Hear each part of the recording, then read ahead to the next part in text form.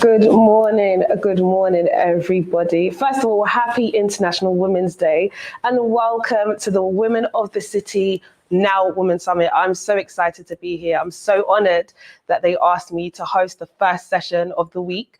I am your host, Mika. I'm a creative consultant, and I'm just going to be joining you guys today, this morning, in fact, and we're just going to be talking to amazing women. Now, this session is called Inspirational FoundHER Stories, and we have 4 amazing women who are going to be telling us their stories about how they started off their businesses. Now, we know in this time, a lot of people are starting businesses and discovering their new talents. So it's going to be very inspirational. I want you guys to take notes. I want you guys to be inspired. I want you guys to just celebrate these women, because honestly, for what they've done, they deserve to be celebrated. So I'm going to introduce them, right? So on the panel, we have Katherine Elyse Blake, and she's the founder of Beautifully Nourished. We also have Michelle Jenmi, who is the founder of Ataji Hair Care. Then we have Louisa Robertson, who is the founder of All Things Baby. And then we have Michelle Leivars, founder of Breedon Perfumery. So we're going to bring them on. Hopefully they're here with us. Hello, ladies. Good morning. Good morning. Good morning. You guys all look beautiful. Thank you. You too. So we're here because of you guys. Obviously, we're here for you guys to tell us your story. And as I said before, I heard about your stories and I was so inspired about how you were able to even come up with the concept, but the reason why you guys were able to do what you're doing. So briefly, I'm going to start off with you, Louisa.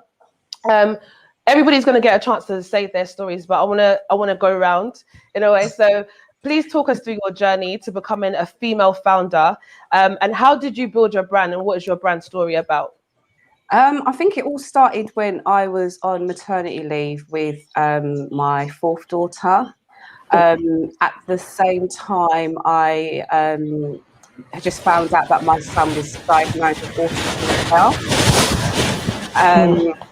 So it was a good time for me to kind of look at myself at that particular situation. So at that time, I found that there was a lot of changes that was happening in my life. I also wanted to build a business that will allow me to be at home more with the children as well. I have a love of children, I have a love of fashion, I have a love of modern life. So for me, I was also looking for something that I would enjoy doing, and looking for something that I would sort of kind of love.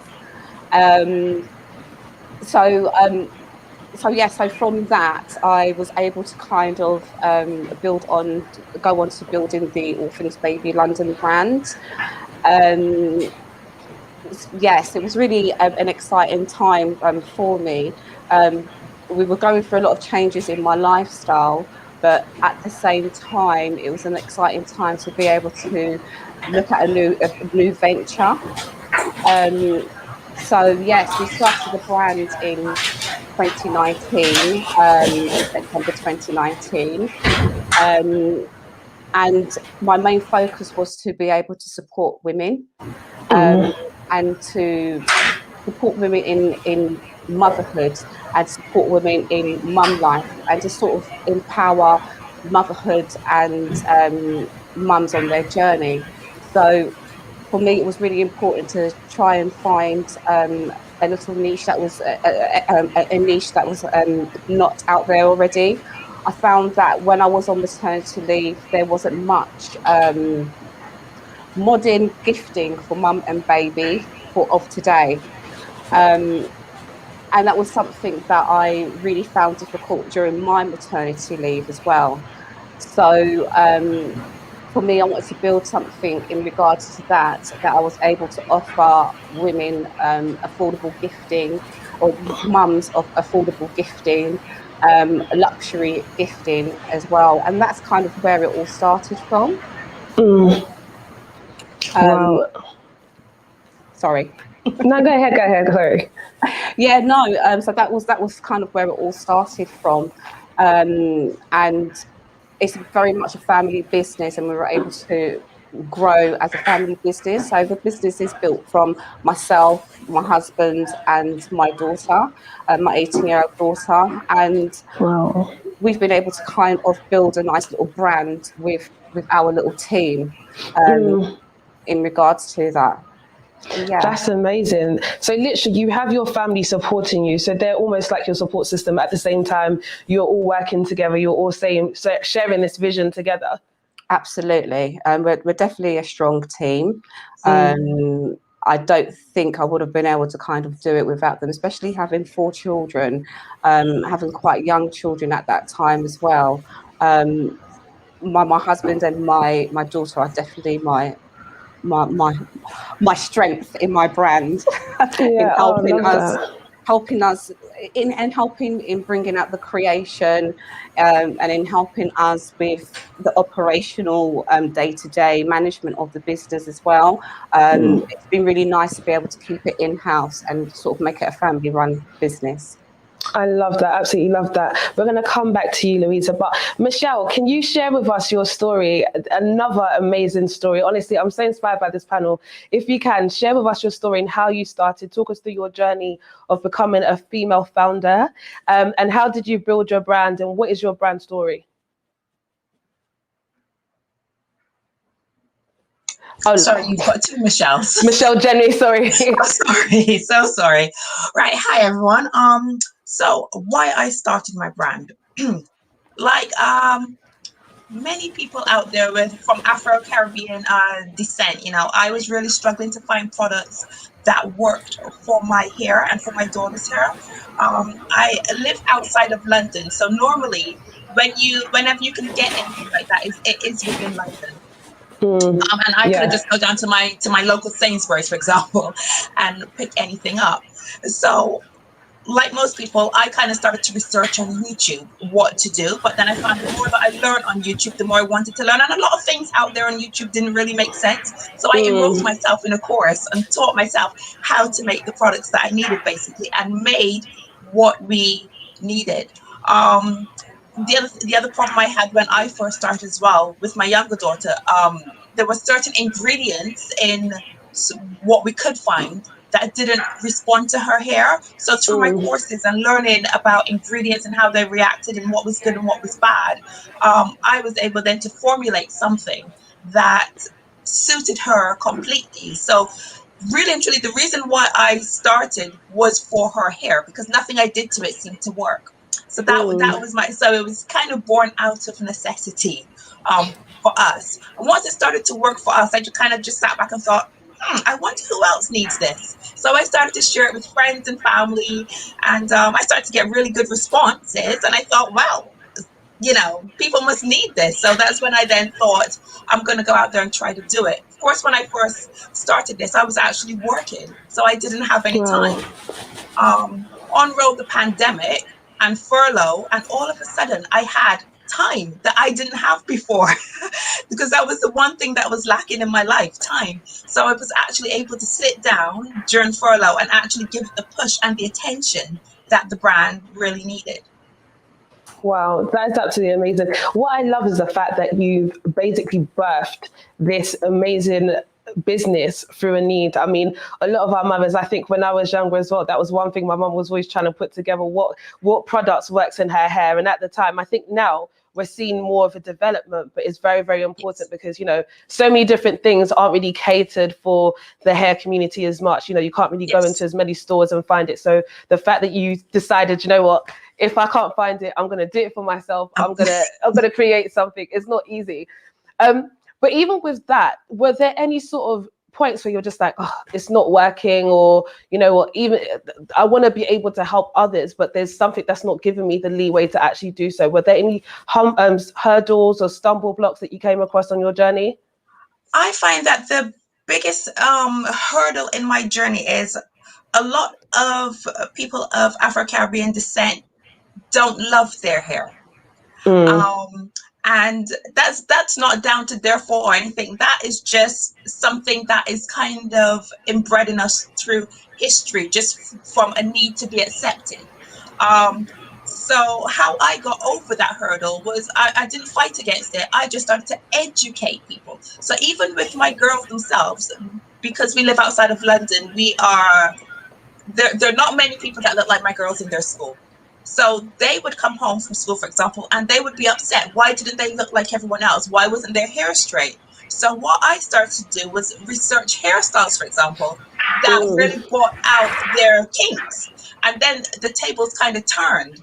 And their little friends would come up to me and go, can you do my hair like you do your daughter's hair? And I had moms coming up to me going, you're making my life really difficult because I can't just brush her hair anymore. She wants fancy braids. She wants beads on her hair. She wants me to put shells in her hair. I don't know where to get them.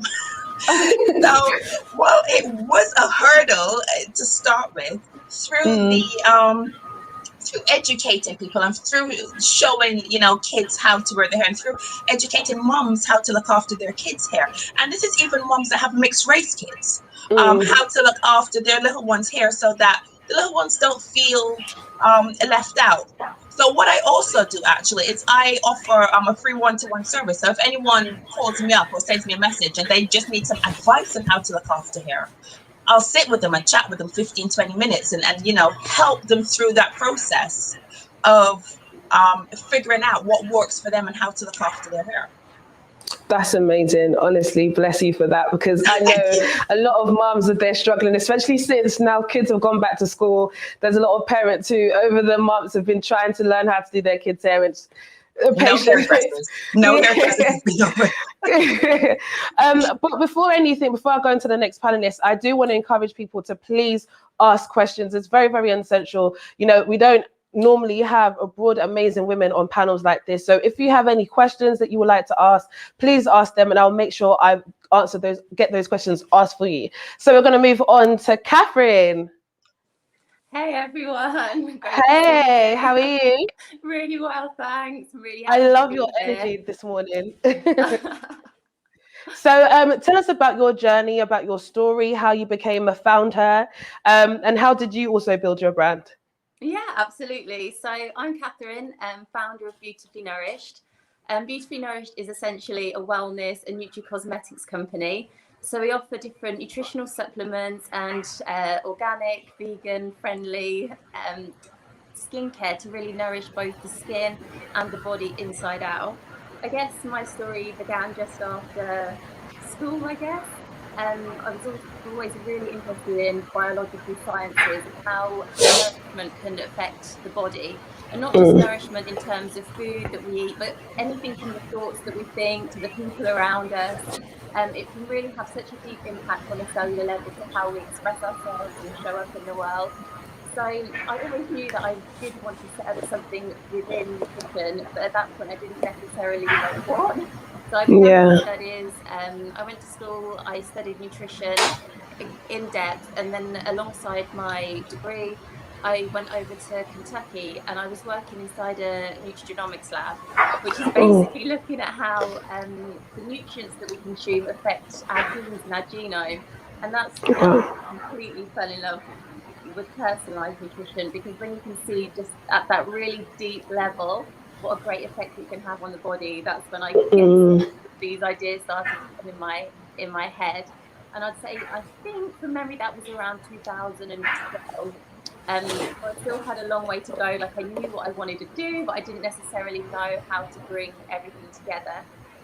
So I went back to school. I studied business and marketing over in Dublin, and I trained up as a product developer.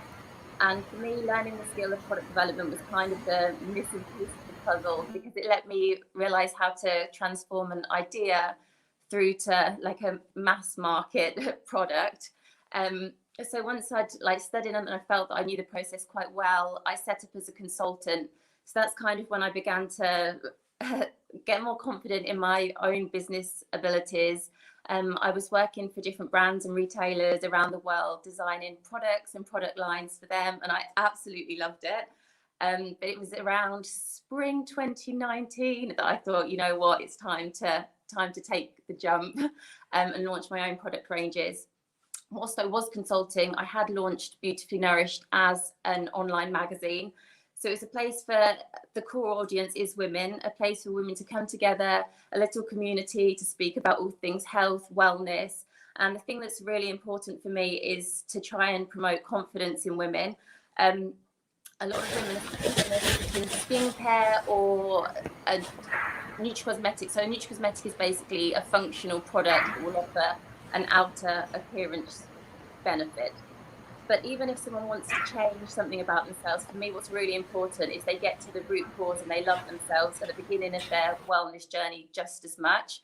And that's basically the philosophy of everything behind Beautifully Nourished. So the magazine that we launched way back when is still very much live. It's called The Fix. And it's a place that we just, share information for women to come and celebrate each other. There we go. I absolutely love that because I'm also a sucker for skincare. So just hearing about that is beautiful. It's beautiful. But one thing I do definitely have to ask is, during the pandemic, did you realize that people actually started paying more attention to their skin and paying more attention to their health? Because I think, COVID kind of made people more aware of taking care of themselves a bit more. So how did that even push you? Yeah, I think that's such a good question. As well as skincare, which is definite, what I really found a shift in was the want to invest into self-care. So really understand, I think the pandemic affected everybody differently. But one thing it kind of forced us all to do was to go into ourselves a little bit, to reset. Like you said, Michelle, we suddenly had more time to do things that we hadn't necessarily had the chance to do before. So I think it's given us a chance to really look after ourselves and realize that actually when we prioritize ourselves is when we show up in the world as the best version for other people as well. When we're looked after, when we're healthy, when we're well, and not just in terms of what we're feeding ourselves, but really the thoughts that we tell each other, ourselves and each other, the environments that we put ourselves in. It's really about just making sure that what we do is really in our best interest. It's a way to look after ourselves lovingly. And to be honest, I'm really, the one thing that's come out of the pandemic is I'm so grateful that I think it's given people the opportunity to do that more.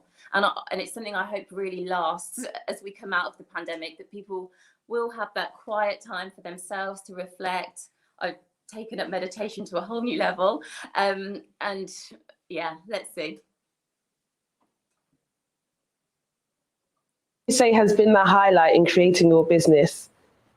The highlight for me was probably, there's been a few, but the one for me was the decision to just go for it. There was, and to be honest, if I'm really honest, there was a transition period. So I was consulting, and the thing is, I loved what I was doing as a consultant, but sometimes I feel like anyone that's set up as an entrepreneur has that just gut feel inside of them that there's something that they're meant to be doing and they can't necessarily be happy unless they're fulfilling their calling, their purpose. So whilst I loved what I was doing, if I was to live a life that was authentic to me, I knew that I had to make the jump. And it was scary because I went from having quite an established role that was comfortable, it was lovely, it was secure, to saying, you know what, this idea is just worth it, we're going to go for it. So I remember walking down the corridor when I'd made that decision, and it just felt so freeing. There was a period where I'd say from spring 2019 to November that year maybe, where I was trying to consult and start up at the same time. And that was really difficult because I realized that burnout is very real. So then it got to the point where I thought, you know what, we're going to just go all in for Beautifully Nourished. And second to that, the highlight has been, whilst product development and creating products, I'd say, is where my comfort zone is. I love it. I really, really enjoy it.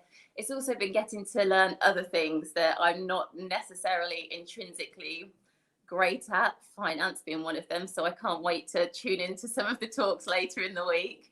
And just putting different hats on and we're still small, but we have an amazing team. So bringing everyone together, embedding everyone's creative skills and just having ideas and letting them grow. I love it.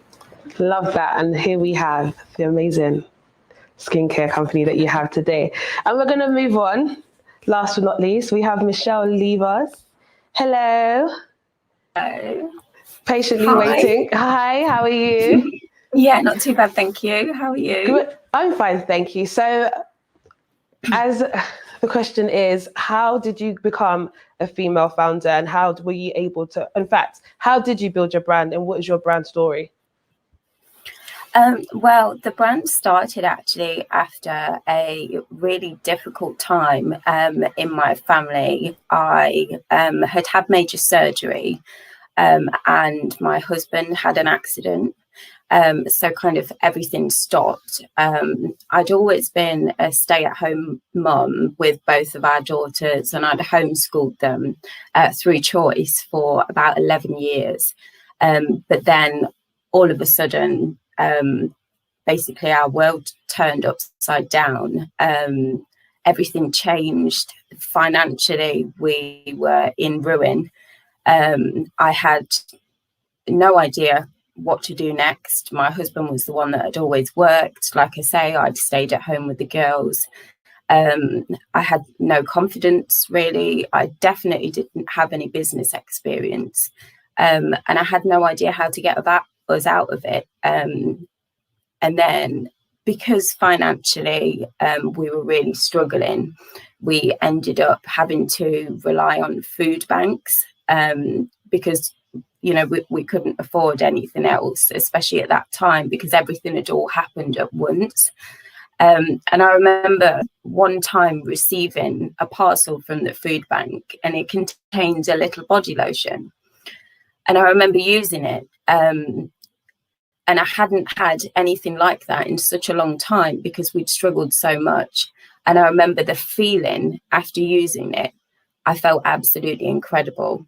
I almost felt like a human again, because it was a real luxury that I hadn't been able to have.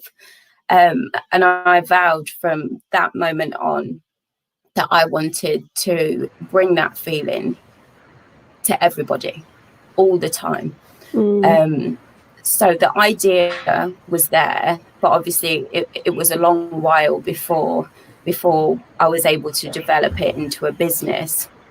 And then when we started to recover over the next couple of years, that's when I really thought, you know what, I want to bring this feeling of special, this feeling of luxury, this feeling of one time just feeling great, because that was my one time at that point. I could shut the door of the bathroom, and that was time just for me, obviously amidst the chaos of everything that was happening.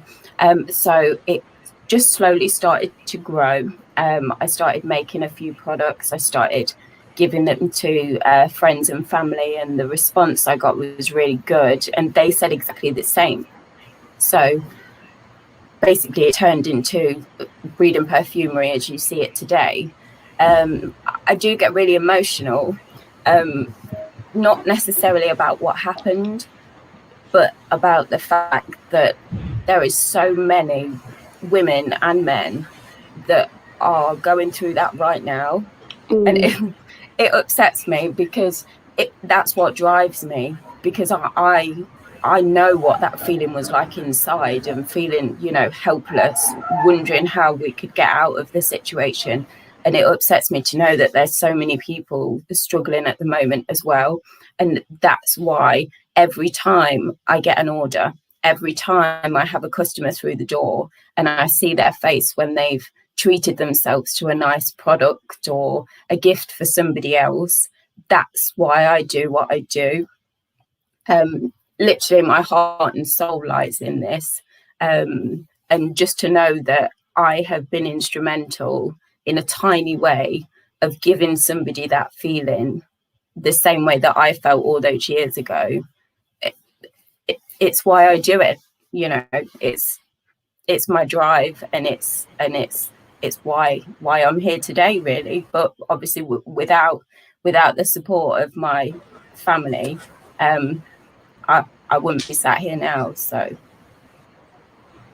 that is, I don't even have any words. That alone has just has blown my mind. That's what we call inspirational. All the women on the panel that we have today are all inspirational. And the reason why I say this is because you guys all created a business, or you women created a business out of seeing there's a need.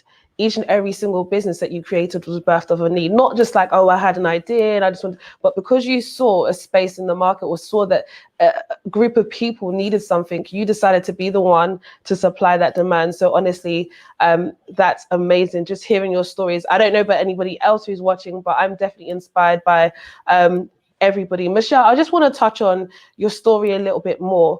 When you were speaking about your family who've supported you. Now, if we can, how would you say your family supported you? How's your husband, your friends, your tribe? Who have been the people to be around you and support your endeavor? I would definitely say my husband and our two daughters. Our two daughters at the time gave us a reason to continue. Our two daughters gave us a reason to get up in the morning and fight through the situation that we were in.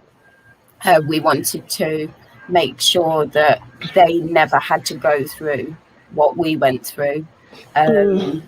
Yeah, it's my family really, and I would say also the support system that you can get when you are a female founder.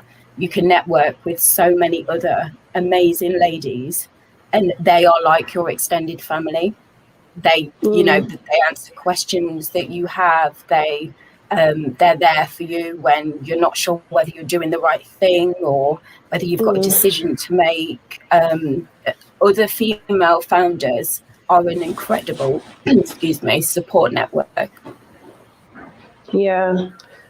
Absolutely. And one thing that you said as well, it's like the littlest things. I mean, during this whole pandemic, like the smallest things that you can just make yourself feel nice again. Whereas you said that just something as small as like a shower gel, or even something like, my thing has now become aromatherapy, like oils. I didn't know I liked it before, but just having the be able to release and just feel good in a time where, you know, a lot of people aren't feeling good. So thank you for that. That's actually amazing. I definitely want to see and be a part of your community and purchase the Perfumery, which I love. And like with perfumes as well, you know, say if you've got a spray of perfume on and you walk down the street or walk into a shop, well, in the days when we were allowed to, if someone says, oh, I like your perfume, you literally feel great. You're like, exactly. Yeah, it makes you feel good for the rest of the day, doesn't it? It's just the tiny things that make the world of difference. Honestly, it is. Now, for everybody, all our amazing founders that we have on our panel, one thing I do want to ask is, what has been the highlight, but then also what has been, let's say, your hardest time in creating a business? Because one thing we notice is, I think a lot of people nowadays, or the generation that we're in now, everybody wants to be an entrepreneur. I mean, it's like social media has made it a thing where 9 to 5 is rubbish and being an entrepreneur is the best thing to do. And, you know, would you rather be an entrepreneur or make 9 to 5, and give all these different options? But no one really shows the hardships that you face behind creating and starting your own business. So for all of you amazing women, what would you say has been the hardest thing for you in starting your own businesses? And I'll start off with Louisa. I think the hardest thing was probably finance for me.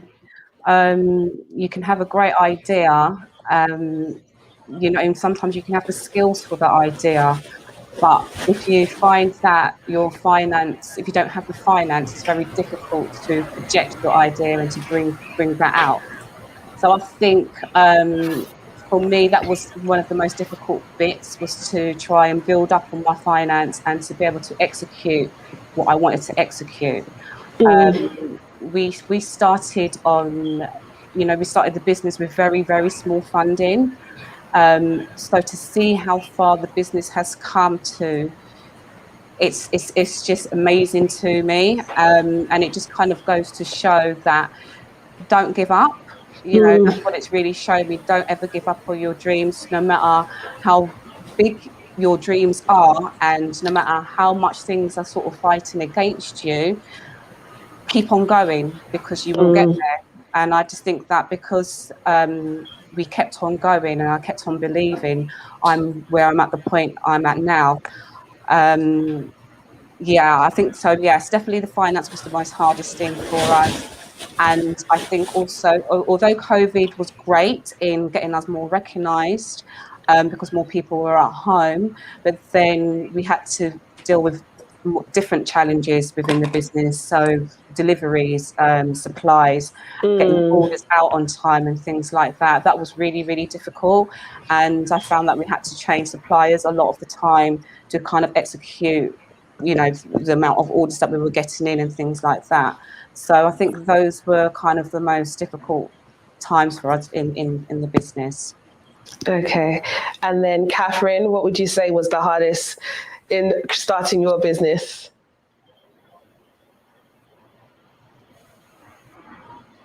Oh.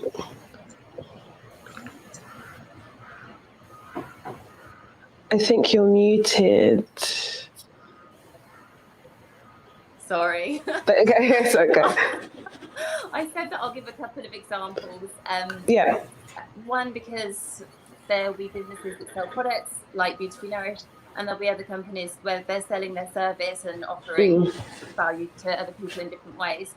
So one of the universal things I'll say is that things don't typically just flow like water all of the time. Like, we do run into hurdles. It's normal, and sometimes you do have to dig deep within yourself, take a breath, and know that there is always a way. I would say when you do meet a challenge or a hurdle, to not always react immediately. I'd say sometimes taking a little step back just to see the situation with a bit of distance as it is, it will allow you to make more strategic, smart decisions as you go. But the hurdles are just part of the fun. And to be honest, I feel like whenever we hit hurdles, and we do, and some are really, really tough, I think every time you hit one, it is an opportunity for growth, always. You can, think of ideas that you never would have had unless you'd run into that. And I'd say another hurdle, similar to Louisa, self-funding is something that I definitely wanted to do. And one of the major challenges that I faced in the beginning was stock flow. Because you need to have enough stock to keep cash flowing. Yeah. So you need to, if you're, so we're an e-commerce company, but we've just started to sell into retailers. That's going to be our main objective for this year.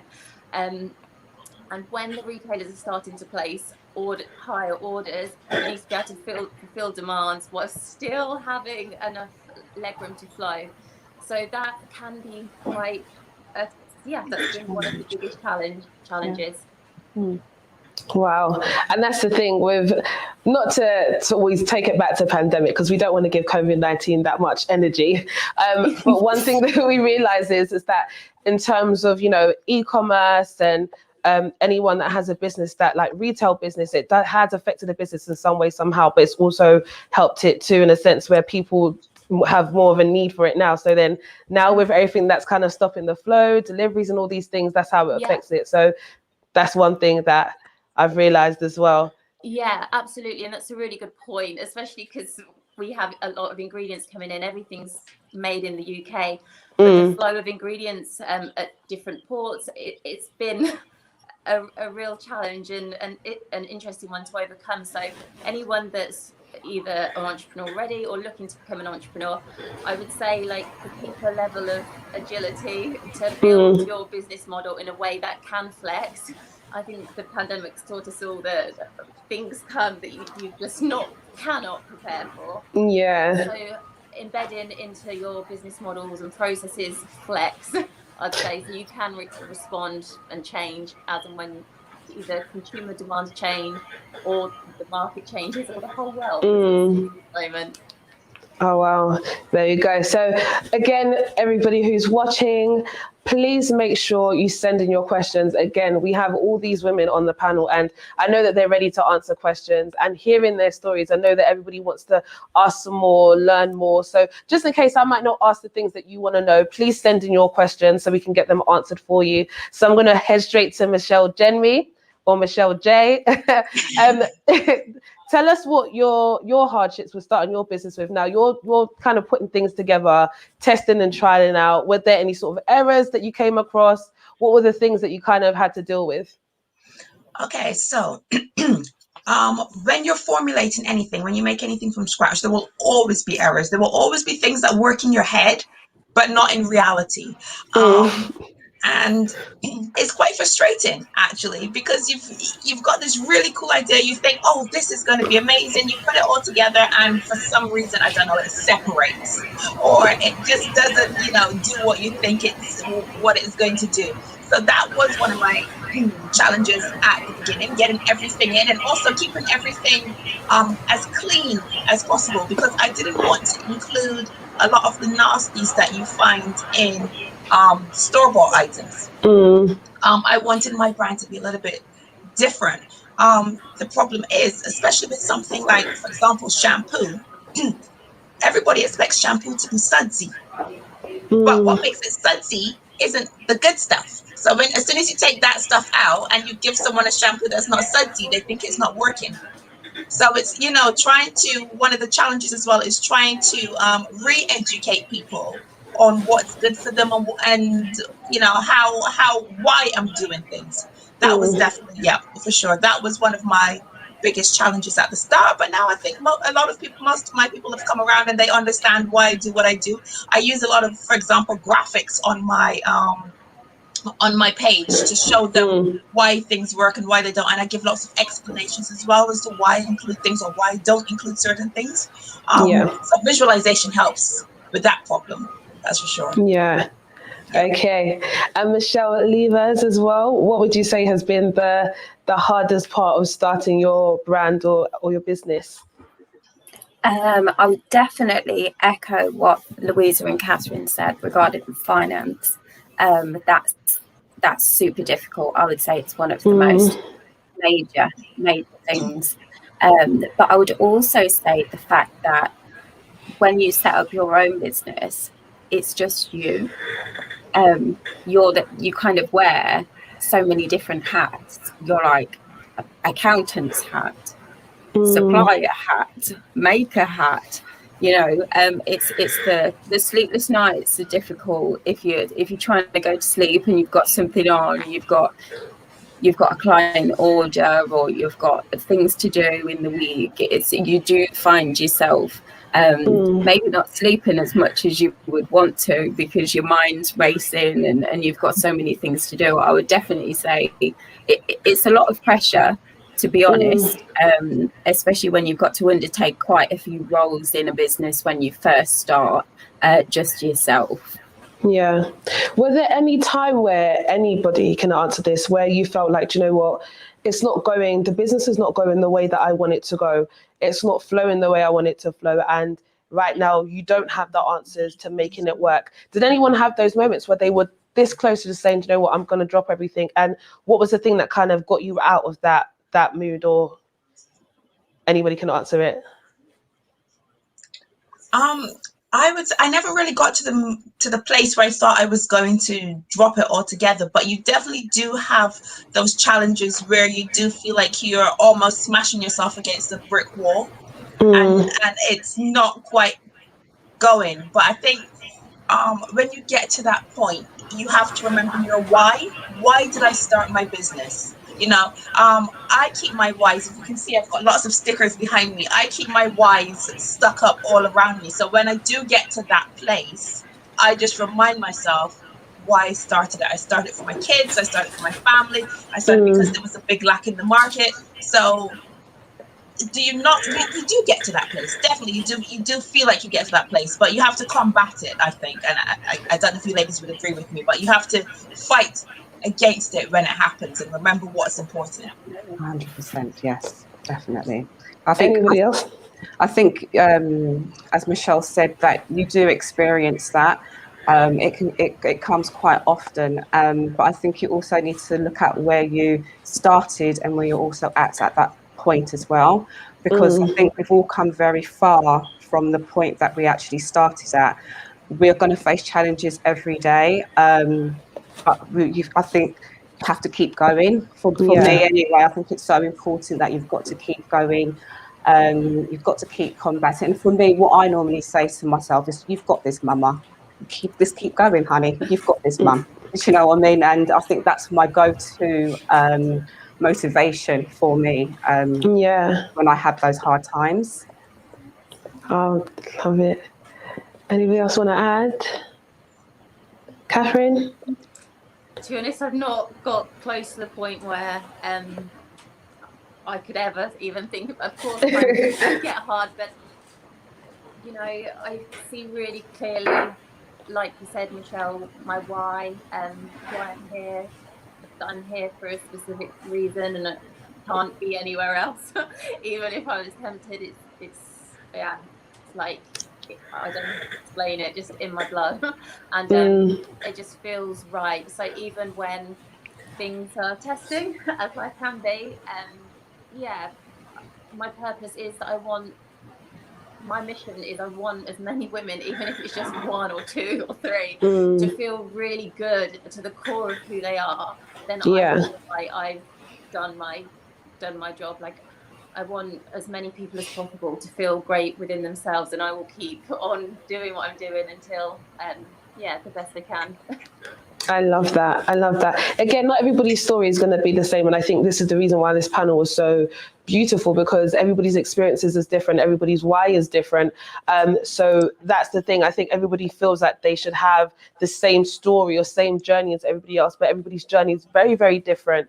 And everybody's path is very, very different. But the one thing that kind of unites you all together again is the fact that your businesses were birthed from a need, which you're now helping others. That's the reason why you guys are all very inspirational, because a lot of the times in this day and age, everybody wants to start a very fast business, something to make them money really quickly. But you can see and you can hear that your hearts are behind this, and that even if it weren't to make you a lot of money today, you know that there's women that are dependent on you just because of the fact that one day you decided, you know what, this is how I felt in that moment, and this is what I want to provide for other women. So honestly, I would say thank you to all of you guys for literally picking up the ball and actually going with your heart and doing what you've been called to do. So we're going to go on to the audience questions before we wrap up. So to quickly kick it off, if the team can help me, just put up some questions.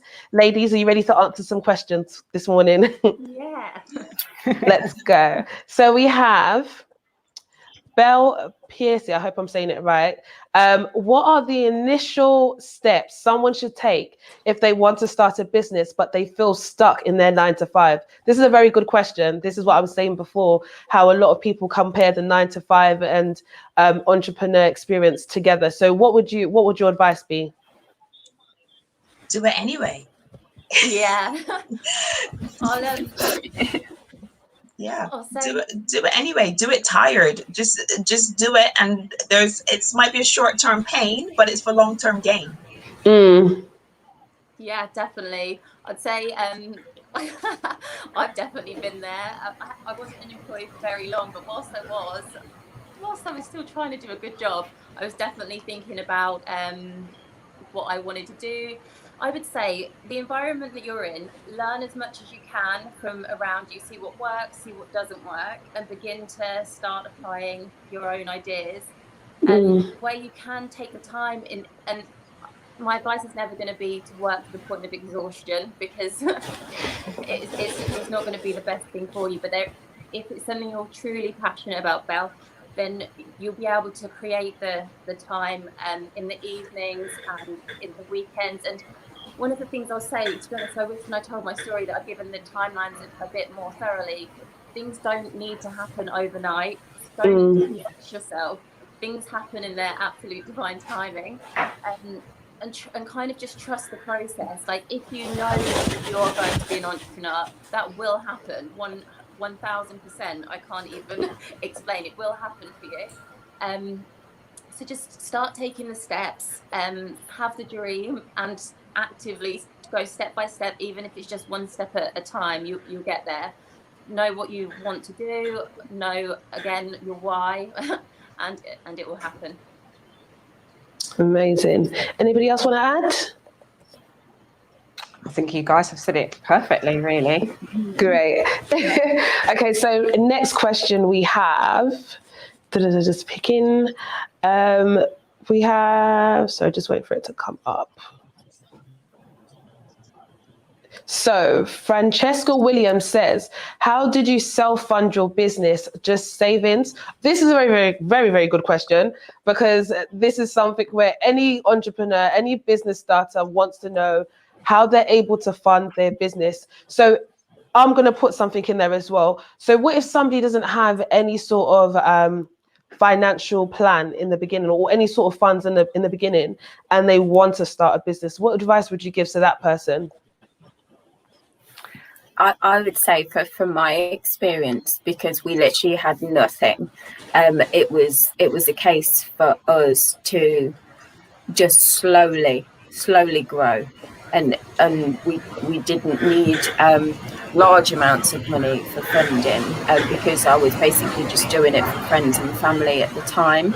But if your business idea relies solely on that you need funds for startup, there's a few government schemes out there. It's just a case of researching. I wouldn't say, if you have savings already, I wouldn't say plow everything into a business before you've done your research, before you've found the support network that you need. I would definitely say just go on recommendation, have a look on the internet, see what other people are seeing. You can do there's lots of different options, but definitely it's 100% possible if you don't have any financial backing. But you've just got to be prepared for it to not be straight away. So it will take time if you are doing it slowly, but if your heart and soul lies in it, then it'll work for you in the end. Love that. Make sure you have heart and soul in your business. Anybody else want to add to that? Yeah, I'll just, I love everything you said, Michelle. I think it's exactly spot on. There are multiple ways you can go about things. One idea, if you did want to self-fund, is before you launch a product, in the countdown to the product launch, you could maybe use options like tech and social media to begin to grow your following ahead of launching a product. So you could really try and build a buzz around it. You can see what the receptivity of your audience is, how they react to you. And then you can do, the great thing about e-commerce in this world is you can do things like pre-orders, or just create a bit of a buzz. And then, the pre-orders can help you to get started. There we go. I hope people are taking notes. So any business starters, I hope you heard what they said. Natasha Barker has asked, did you have to undertake specific training to create your products? So I'm going to throw this at Michelle, Jenmi. Did you have to take any sort of training? Yes, I did. I did take training. I took 2 diplomas. So I took one in skincare formulation first, which taught me how to basically formulate and do things like mix oil and water together so they don't separate and stuff like that. And then I went on and took a specialist diploma in hair care formulation. Okay, so it's basically, if you're going to go into producing something, you definitely have to go into training. It's not that you can do your Googles and your YouTubes, but you still need to go into. Definitely. As I said earlier, when I started by looking on YouTube, just like most other people do, I found that there was a lot of stuff missing. And so I just wanted to know more. And when it comes to things, when to do with the skin and with the hair, you need to pay attention to things like the pH levels, and you need to pay attention to things like preservatives and what preservatives are still considered natural, and the difference between using an oil as a preservative, like a vitamin E, which like a lot of people on YouTube will say, you need to use vitamin E as a preservative when it's not actually one that you can use in a water-based product. So, just little things like that. There's lots of little things that you find out from doing a formal course that you wouldn't necessarily find out on YouTube. So definitely do a course. Anybody else who's creating stuff want to add? So Michelle, Katherine, Louisa, what would you like to add to that? I think for me, because mine is more clothes, more gifted and things like that, I think it's been kind of self-taught in terms of the design aspects. I think in the future, yes, I would like to do some training in designs and things like that. But for me, everything is self-taught. But I think the reason why it's worked for me is because I have a love and I have a passion for it. And I think if you have a love and a passion for whatever it is you're doing, that will protrude out in your work. Definitely. So for me, because of the aspects of my business, I didn't do any training. Everything was all self-taught. Okay. And Michelle, Breedon Perfumery, did you have to go and do any sort of training for that? No, I wouldn't say so. Everything was self-taught as regards with the making of the products, but there is obviously legislations that you have to follow in order to get the products assessed so that they're safe to sell on the market. You have to notify the product portal, and it's just the kind of small print and the legislations that you have to follow, but other than that, no, we just taught ourselves, really. Okay, so I'm going to see if there are any more questions left before we wrap up. No more questions. Okay, so since we've got 5 minutes left, I'm just going to ask you guys for, let's see, what's the one highlight that you can say has made your business day great? So one thing about your business that you continuously, what would we say? No, what would be your highlight for each of your businesses? For me, the highlight has been the reception from customers, and I was just surprised, to be quite honest. I thought that, I'm doing designs and I'm trying to put out a service out there, and yes, everybody wants it to work, but in reality, is it going to work? And just to see the reception and the happiness and the joy from the mums when they receive their gift, and the feedback that I've had back, I think that's been priceless for me, and it's just been like, wow. And I just thank all my customers out there. They've been such a huge support, and that's definitely been a massive highlight for me, as well as getting the opportunity to do things like this, being in other publications, and to do it all in a short space of time. I thought it would take a lot longer for us to get to where we are at, but it's been such a short space of time that sometimes I've got to pinch myself, like, wow, I can't believe this is happening. So I think those have all been my biggest highlights. So yeah. I love that. I love that we're a part of that. And just to, again, wrap it up, the one question I do want to ask, because this is the Now Woman Summit, what do you think, what does the Now Woman mean to you? So I'm going to start from Katherine, then we'll go to Michelle Jenmi, then Michelle Leivars, and then we'll go from there. So Katherine, what does the Now Woman mean to you? When you hear the word Now Woman, what do you think? For me, it's like just being unapologetically herself, yourself, who you are to the core, just completely authentic. I do feel like times are changing, and it is time to celebrate women, celebrate and not just in terms of gender, but the female essence of femininity, and how we can just work together, celebrate each other, lift each other up. And we all have different personalities. Some people can be really gentle in their approach, equally as powerful as someone that's a bit more ferocious. And yeah, I just feel like it's really all of our time, no matter what you're doing, even if whether you're an entrepreneur, teacher, nurse, anything, it's just being you, like all chains free. Just go and pride. Love that, being you. Michelle Jenmi, what does a Now Woman mean to you? I think Katherine just summed it up beautifully. Really? I think it's the modern woman, the woman that can be what she wants to be, do what she wants to do, can be unapologetically her, like you just said. Women can be anything they want. They can be firefighters, they can be postwomen, they can pick up the garbage, they can be doctors, they can trade, you know, all these things that we've been told in the past that we couldn't do, we can do it now. We're now women. You know, there's nothing holding us back. Love that. Michelle Leivars, what would you say your definition of a now woman is? Well, it's quite hard to follow those two.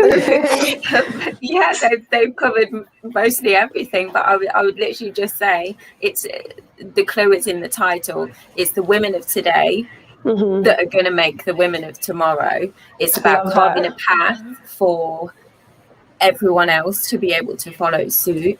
It's just, I think it's about making women believe that they can do it. Because they can, because every single person, every single woman out there, that what they don't realize is they have something that is so unique that nobody else has. Yeah. And that is you. That's it.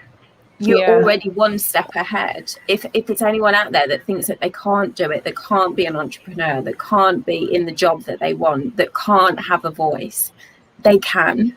And I think that's what the now woman is. Love that. So, ladies, I just want to thank you guys for being on this panel. Honestly, I'm inspired by every single one of your stories. I hope that everybody that's watching goes to follow them, goes to check out their businesses. Please support, go and purchase items, go just support these amazing women, because honestly, we're not even thinking about myself. I'm thinking about the young girls that are coming after us that will look up to you guys for actually taking this step. So you are the next generation's inspiration as well. So we really do appreciate you guys. The Now Women Summit, the first session is come to a close. I've been your host, Mika, but please stay tuned because we have other sessions coming out throughout the day. So thank you, ladies, so much. I hope you guys are going to go on this journey with us this whole entire week. Absolutely. Yes, definitely. You have to watch. You have to. I'm definitely going to be sitting there watching because there's so much information that I want to know and so much I want to learn from these amazing women that we're going to be seeing. Again, happy International Women's Day. In fact, I don't think it should be a day. I think it should be a whole entire year.